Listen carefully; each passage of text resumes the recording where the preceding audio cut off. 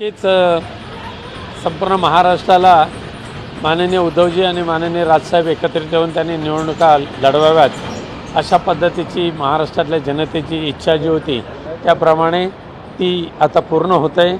मुंबई महापालिकेसहित सर्व महापालिकांमध्ये ह्या दोन्ही पक्षांची युती होण्यासाठी प्रयत्न चाललेले आहेत, चर्चा चालू झालेले आणि या बहुतेक चर्चा मुंबईसहित बाकीच्या महापालिकांची चर्चासुद्धा अंतिम टप्प्यात आहे।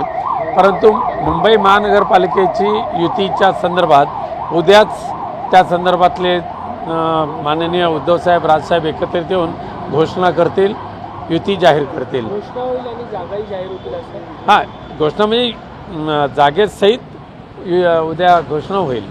सर, एकीकडे असं असलं तरी दोन्ही ठाकरे बंधू एकत्र आले तरी त्याचा कुठल्याही पद्धतीचा फरक महायुतीला किंवा भाजपला पडणार नाही अशा पद्धतीची नेते मंडळी जी शिंदेची व भाजपची ती प्रतिक्रिया देतात दिसून येईल। आता फार दिवस लांब नाही आहेत, पण ज्यावेळेला दोन्ही ठाकरे बंधू उद्धवसाहेब राजसाहेब ज्यावेळेला मुंबईसहित महापालिकांच्या राजकारणामध्ये उडी घेतील एकत्रित, त्यावेळेला संपूर्ण राजकारण बदललेलं असेल हे दिसून येईल।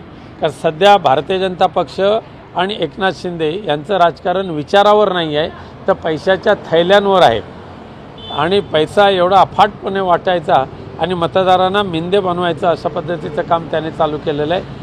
करोडो रुपयाची धुळदाण या निवडणुकीमध्ये करतायत, परंतु शिवसेना आणि मनसे मात्र विचारावर आणि केलेल्या कार्याच्या जोरावर या निवडणुकीला सामोरं झाली।